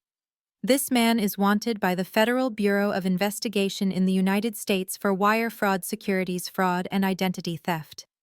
This woman is his accomplice. I handed the envelope to the officer. He opened it. He saw the FBI seal. He saw the extradition request Brad had drafted and faxed to the embassy an hour ago. Dante's face crumbled. He realized then that I was not there to save him. I was the executioner. Keisha, please, he begged, dropping to his knees again, dragging the officer with him. I can explain. The money, it was an investment. I was doing it for us. I was going to surprise you. You surprised me all right, I said. You surprised me with how easy you were to catch. I looked at Nia. She was watching me with wide, terrified eyes. She knew what was coming. You, I said, pointing at her. Nia flinched. Keisha. I am sorry. He made me do it. Shut up, I said. I walked over to her. The officer holding her stepped back, sensing the authority in my voice. You are wearing my grandmother necklace, I said. Nia nodded frantically. Take it, please. I did not want it. He made me wear it. I reached out. I unclasped the diamonds from her neck. The metal was warm from her skin. I felt a wave of revulsion. I wiped the necklace on her dress before putting it in my pocket. You are going to jail, Nia, I said. You are going to a French jail, and then you are going to an American jail. And when you get out, you will have nothing. No degree, no career, no future. You traded it all for a first-class ticket to nowhere. Nia began to sob loud, ugly sounds that echoed off the stone buildings. The officer barked an order. They hauled Dante and Nia toward the van. Dante fought them. He twisted around, screaming at me, "The money, Keisha! The 5 million! Where is it?" Brad said. He put it in the fund. Where is my money? I stepped closer to him one last time. I wanted him to hear this. I wanted this to be the sound that played in his head for the next 20 years in a cell. There is no fund, Dante, I whispered. There is no Switzerland. There is no Brad the investor. There is just me. I tapped my temple. I took it back, I said. Every cent. I shorted your crypto. I redirected your wire. I liquidated your assets while you were eating breadsticks. You are broke, Dante. You are not a millionaire. You are a zero. Dante's eyes went wide. The realization hit him with the force of a physical blow. He stopped fighting. He went limp. You robbed me, he whispered. No, I said. I audited you. The officer shoved him into the van. The door slammed shut. I saw his face pressed against the wire mesh window watching me. He looked small. He looked like the man I should have seen 6 years ago. Brad walked up beside me. He put a hand on my shoulder. It is done, he said. I watched the van drive away. Sirens wailing fading into the Parisian night. I touched the necklace in my pocket. It was safe. My parents' house was safe. My dignity was safe. Is it done? I asked. Brad checked his phone. The money just cleared the escrow account. Your parents' mortgage is paid off. The rest is in your trust. We made a 20% profit on the crypto short. I let out a breath I felt like I had been holding since Atlanta. Then it is done, I said. I looked at Brad. He looked tired, but triumphant. I am hungry, I said. Brad laughed. We just left a 3-star Michelin restaurant. I did not eat, I said. I was too busy robbing my husband. Brad smiled. I know a place. Best crepes in the city. Open all night. Lead the way, I said. We walked down the street, leaving the Eiffel Tower behind us. It sparkled in the distance, a monument to dreams and romance. But I did not need romance. I had revenge.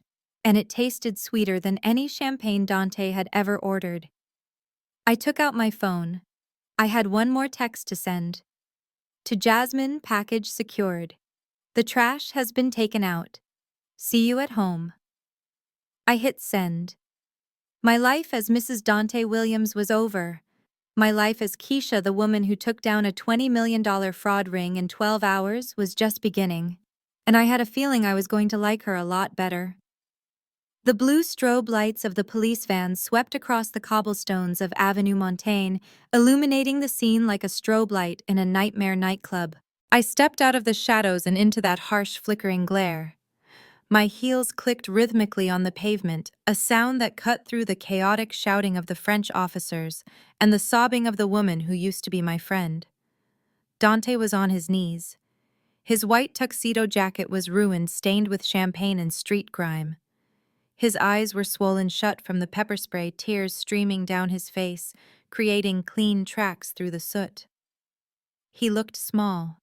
For 6 years, he had taken up so much space in my life, filling every room with his ego and his noise. But now, stripped of his pretenses, he looked like exactly what he was, a small, frightened man who had gambled everything and lost. He squinted against the light, trying to focus on the figure standing above him. He blinked rapidly, fighting the chemical burn. Then he saw me. He saw the hem of my black dress. He looked up and recognition broke through the pain. "Keisha," he gasped. His voice was wet and desperate. "Keisha, what are you doing here? You came. Oh, thank God you came. You are here to save me, right? You are here to tell them who I am."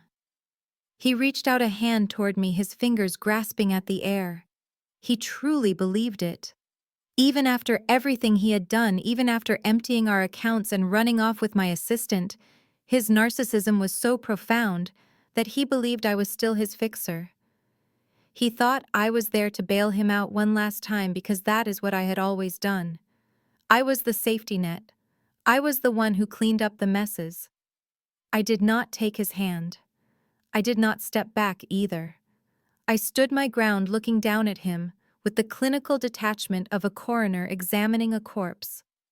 "I am here to tell them exactly who you are, Dante," I said, my voice calm and level. I reached into my leather tote bag.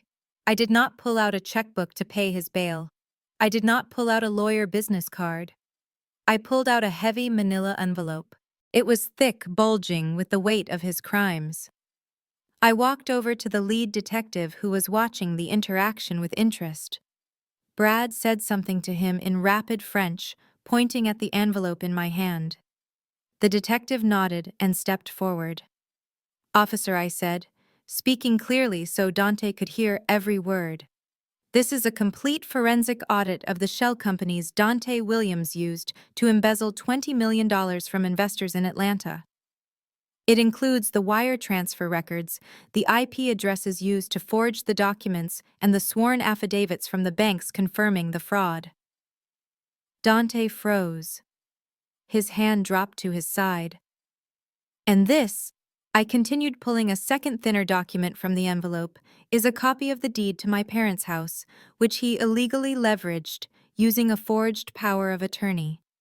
And this is his real passport, which I reported stolen yesterday, because as you can see, the one in his pocket is a high-quality forgery he bought on the dark web." I handed the stack to the detective. He flipped through it, his eyebrows raising as he saw the official FBI letterhead on the summary page. "Wait," Dante stammered, struggling to get to his feet before the officer shoved him back down. "Keisha, what are you doing? That is crazy. I am your husband. We are partners." "We are not partners," I said, reaching into the bag one last time. I pulled out a single blue folder. "And this, officer, is a decree of divorce. I signed it on the jet over the Atlantic. My lawyers filed it electronically in Georgia 3 hours ago. I am not his wife anymore. I am the witness for the prosecution." The silence that followed was absolute. Even the street noise seemed to fade away. Dante stared at me, his mouth opening and closing like a fish on a hook. The reality was finally piercing through his delusion. I wasn't his savior. I was his reckoning. Then there was a movement to my left. Nia. She had been standing near the police van, her hands cuffed behind her back, mascara running down her cheeks in black rivers. She saw Dante go down. She saw the evidence piling up, and her survival instinct, the same instinct that had gotten her out of the projects and into my home, kicked in. She threw herself onto her knees, scraping her legs on the pavement. She looked at me with wide, pleading eyes. "Keisha," she wailed. "Keisha, please. You have to help me. I am a victim too. He tricked me. He told me he was leaving you. He told me you were abusive.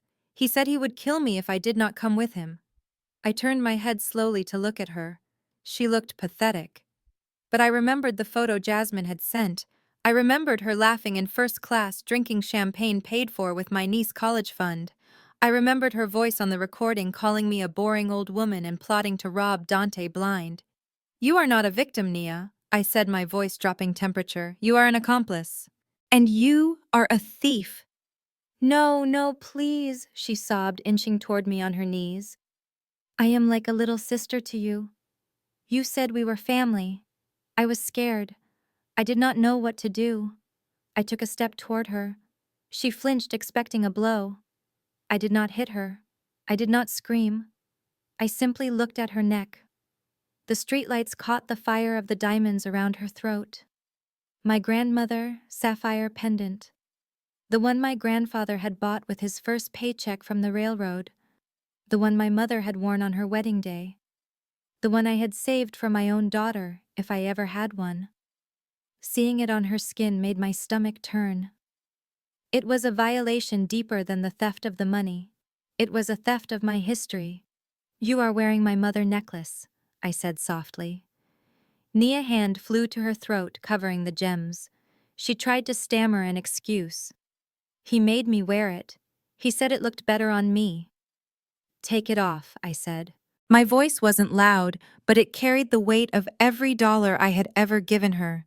Every door I had opened for her, every time I had defended her when people said she was trash. "Take it off, right now." Nia nodded frantically. She struggled with the clasp her cuffed hands, making it difficult. The police officer, seeing the situation, stepped in. He unlocked one of her cuffs just long enough for her to reach her neck. Her fingers were shaking so badly she couldn't work the latch. She clawed at it, breaking a nail. Finally, it came loose. The heavy gold chain slid into her palm. She held it out to me, her hand trembling. I did not touch her hand. I held out a handkerchief I had taken from my purse. She dropped the necklace into the cloth. I wrapped it up immediately, wiping away any trace of her sweat and her perfume. I put it in my pocket next to my heart. "Thank you," I said. "Now you can go." "Where?" she gasped. "Where are they taking me?" "To a holding cell," I said, "and then to a federal prison in Georgia. And when you get out in 10 or 15 years, you will be exactly where you were when I found you. Nothing. No degree, no career, no future. You traded your life for a seat in first class, and you did not even get to finish the flight." The officer recuffed her. He hauled her to her feet and shoved her toward the van. She screamed my name one last time before the door slammed shut, cutting off her voice. I turned back to Dante. The officers were lifting him up now. They were not gentle. They knew what he was. They had seen the file. Dante wasn't screaming anymore. He was staring at me with a look of pure confusion mixed with horror. He still couldn't understand how the math had changed. He had the money, he had the girl, he had the plan. How was he in handcuffs? "Wait!" he shouted as they dragged him toward the second van. "Wait, the money. Where is the money?" "I transferred it. I sent it to the fund." "Brad? Where is Brad?" He looked around wildly, searching for the silver-haired savior who had promised him protection. Brad stepped out of the shadows near the restaurant entrance. He lit a cigarette, the flame illuminating his face for a brief moment. He looked at Dante and gave a small mock salute. Then he turned and walked away, disappearing into the Paris night. Dante's eyes snapped back to me. "You," he whispered. "You and him. You set me up." I walked right up to him. The officers paused, letting me have my moment. I was close enough to see the broken veins in his eyes, close enough to smell the fear and the stale alcohol. I leaned in close, my lips brushing his ear. "Where is the money, Dante?" he hissed. "Where is my $5 million? I smiled. It was a genuine smile, the first one I had felt in days. "There is no money, Dante," I whispered. "There never was a Swiss fund. That tablet you used, it was a mirror. You wired the money directly into an escrow account controlled by Whitmore and Davis." His breath hitched. He stopped, struggling. "It is gone," I said. "All of it. I used it to pay off the mortgage you took out on my parents' house. I used it to refill the retirement accounts you drained. And the crypto I pulled back slightly so I could look him in the eye. I shorted your position," I said. "When you were busy choking your girlfriend in the back of the limo, I crashed the market on your specific coin. Your wallet is empty, but my personal trading account, it is up 20%. His face went slack. The realization hit him like a physical blow. He hadn't just lost. He had paid me to destroy him. You stole from me," he wheezed. "No, Dante. I said, smoothing the lapel of his ruined jacket. I liquidated you. I nodded to the officers. They shoved him into the van. He started screaming then. He screamed about his rights. He screamed about his lawyer. But mostly he screamed about the money. It was mine. It was my money. The door slammed shut, sealing him inside his new reality. I stood on the sidewalk watching the blue lights fade into the distance as the convoy drove away. The street was quiet again.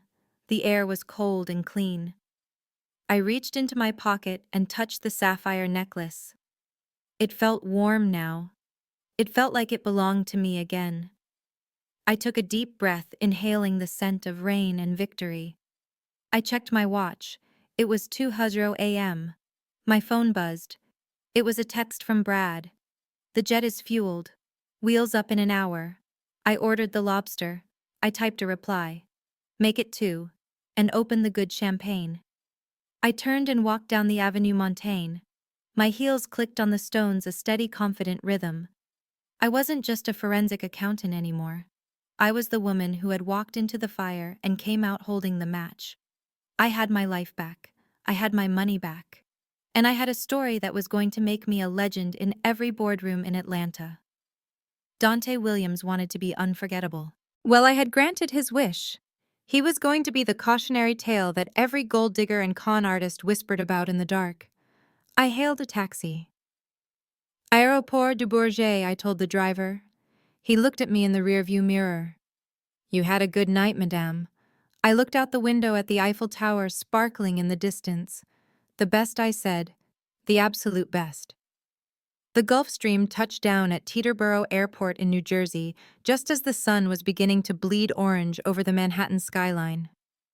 We had to make a stop to drop Brad off for a deposition, but for me this was just a layover before the final leg of my victory lap. I sat in the back of the town car Brad had arranged, watching the city wake up. I felt different. Lighter. The crushing weight of the betrayal that had nearly suffocated me 48 hours ago was gone, replaced by the cold, hard armor of absolute vindication. I checked my phone. The news alerts were already flooding in. The arrest of Dante King in Paris had gone viral, not because he was famous, but because the fall was so spectacular. The video of him being dragged into the French police van screaming about his millions had been viewed 3 million times. The comments were brutal. They were calling him the Tinder swindler of Atlanta. They were laughing at his white tuxedo stained with vomit. They were dissecting his fake persona piece by piece. But the real news, the news that mattered to me, was in my email inbox. It was a secure message from the U.S. Attorney Office in the Northern District of Georgia. Subject: indictment, unsealed. United States versus Dante Williams. I opened the attachment. It was beautiful. 20 counts of wire fraud. 10 counts of securities fraud. Money laundering. Identity theft. And thanks to the evidence I had handed over in Paris, they had added a charge for the fraudulent deed on my parents' house. Because Dante had crossed state lines and used international banking wires to commit his crimes, he was looking at federal time. There is no parole in the federal system. He was facing 20 years minimum. He would be 56 years old when he saw freedom again. And Nia, I almost felt sorry for her, almost. The French authorities had deported her immediately. She was currently on a plane back to Atlanta, escorted by U.S. Marshals. She was not coming back to a penthouse. She was coming back to an indictment for conspiracy and aiding and abetting. She would likely cut a deal, testify against Dante to reduce her sentence, but her life as she imagined it was over. She would never work in a corporate office again. She would never be trusted with a credit card again. She was returning to the exact poverty she had tried to cheat her way out of, but this time she would have a felony record to keep her there. I closed the phone. The audit was complete. The ledger was balanced. I said goodbye to Brad on the tarmac. He hugged me tight, the smell of expensive tobacco and victory clinging to his coat. "You are terrifying, Keisha," he said with a grin. "Remind me never to make you angry." I smiled. "You are family, Brad. You are safe." I boarded a commercial flight back to Atlanta. But it was not just any flight. It was Flight 492 on the airline my sister flew for. And the pilot in command was Captain Jasmine Henderson. I walked down the jet bridge, my head held high. I was wearing the same black dress I had worn to destroy Dante, but I had added a accessory. Around my neck, glittering in the cabin lights, was my grandmother sapphire pendant. It felt heavy and cool against my skin, a constant reminder of what I had almost lost and what I had fought to reclaim. The flight attendant at the door checked my boarding pass. Seat 1A. First class. The same seat Dante had sat in when he thought he was a king. But I did not pay for this seat with stolen money. I paid for it with the profits of my intelligence. In the 24 hours that the $5 million had sat in Brad's escrow account, he had not just let it sit there. Brad, being Brad, had seen the market volatility caused by the news of the Dante King scandal breaking. He had shorted the stock of the shell companies Dante was associated with, using the recovered funds as leverage. By the time we wired the money back to my accounts, we had made a profit. A significant profit. I had paid off the mortgage on my parents' house in full. I had replenished my mother nursing home fund. I had restored my niece college fund with interest. And after all of that, I still had enough left over to seed the capital for my new venture. I sat down in the wide leather seat and accepted a glass of champagne. This time it tasted like freedom.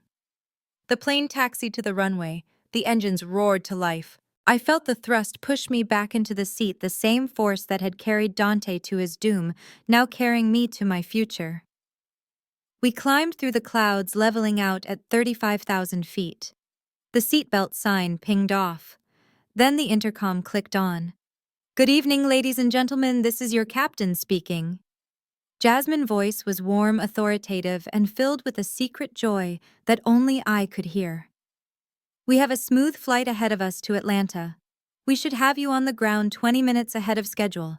But before we settle in, I want to make a special announcement." I swirled my champagne, waiting. "We have a very special passenger on board with us today, in Seat 1A. Captain Henderson continued. "She is a woman who has had a very long and very difficult week.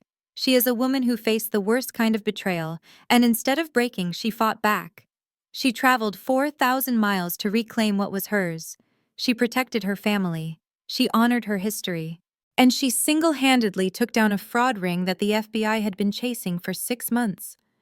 Passengers started looking around, craning their necks to see who she was talking about. I felt a blush rise to my cheeks, but I did not look away. "She is my sister," Jasmine said, her voice thick with pride, "and she is the toughest person I know. So if you see her today, maybe give her a nod, because she just took out the trash and now she is coming home to run the world. Welcome home, Keisha." The cabin erupted in applause. It started scattered, then grew. People were clapping, cheering, raising their glasses. The businessman across the aisle raised his scotch to me. The flight attendant beamed. I raised my glass to the cockpit door. "To family," I whispered. "The real kind." I spent the flight working. I opened my new laptop, one I had bought at the airport in Paris. I pulled up the business plan I had been drafting in my head for years, but never had the courage to execute, because Dante told me it was too risky. Henderson Forensic Intelligence. No more working for a firm. No more making other people rich while I collected a salary. I was going to build my own empire. I was going to specialize in high-net-worth divorce cases and corporate fraud. I was going to be the weapon that women like me needed when they woke up and realized their husbands were lying to them. I typed out the mission statement. We find what they hid. We settle the score. I smiled. It was perfect. When we landed in Atlanta, the sun was shining. It was a bright, humid Georgia day. I walked out of the terminal and saw my parents waiting for me. My father looked older, tired from the stress of the loan shark threats, but when he saw me, he stood up straighter. My mother was crying, but they were happy tears this time. I walked up to them and handed my father a thick envelope. "What is this?" he asked. "Open it," I said. He opened the envelope. He pulled out the deed to their house. Stamped, paid in full. "Keisha." He gasped. How? I told you, Daddy, I said, kissing his cheek. I handled it. We drove to my house. The police tape was gone. The broken door had been boarded up. It looked wounded but standing, just like me. I walked inside. The silence was different now. It wasn't the silence of emptiness. It was the silence of a blank slate. I walked to the living room where the mannequin had fallen, where the FBI had raided, where my old life had ended. I picked up the frame that held my wedding photo. It was cracked down the middle, splitting Dante's face from mine. I took the photo out of the frame. I looked at Dante's smiling face one last time. He looked so confident, so sure of himself. He looked like a man who thought he could get away with anything. I walked to the fireplace. I struck a match. I held the flame to the corner of the photo. I watched his face curl and blacken. I watched the smile turn to ash. I dropped the burning photo into the grate and watched it turn to dust. I was not Keisha the wife anymore. I was not Keisha the victim. I was Keisha the CEO, Keisha the survivor, Keisha the woman who went to Paris and came back with the crown. My phone buzzed. It was a text from Brad. Just got word from the DA. Dante is trying to cut a deal. He says he can give them names if they reduce his sentence. I typed back. Let him talk. It does not matter. I already have his assets. And Brad, tell the DA to check the offshore accounts in the Caymans. I think Dante forgot to mention the ones he opened in his mother name. I hit send. I had found those accounts on the flight back. I hadn't touched them yet. I was saving them for a rainy day. Or maybe I would just hand them over to the feds as a little postscript to my statement. I poured myself a glass of wine. I walked out onto the patio. The sun was setting, painting the sky in shades of purple and gold, just like the painting Dante had bought me the night we met. I still loved that painting. I wasn't going to burn it. I was going to hang it in my new office. A reminder that even beautiful things can be bought with lies. But the truth is priceless. I took a sip of wine. The air tasted sweet. Dante was in a cell. Nia was in handcuffs. And I was home. The game was over. And I had won. Keisha's story serves as a powerful reminder that underestimating a quiet, capable woman is a fatal mistake. Dante mistook her stability for weakness and her silence for submission, never realizing that the very skills he mocked, her meticulous attention to detail and financial expertise, would be the weapons of his destruction. This narrative teaches us that true security lies in self-reliance and the courage to set boundaries. Betrayal may wound us, but it also reveals our hidden strength. Ultimately, the best revenge isn't just surviving the fire, but using it to forge a stronger, unbreakable version of ourselves. If you believe in the power of karma and standing up for yourself, hit that like button and subscribe for more stories of ultimate justice.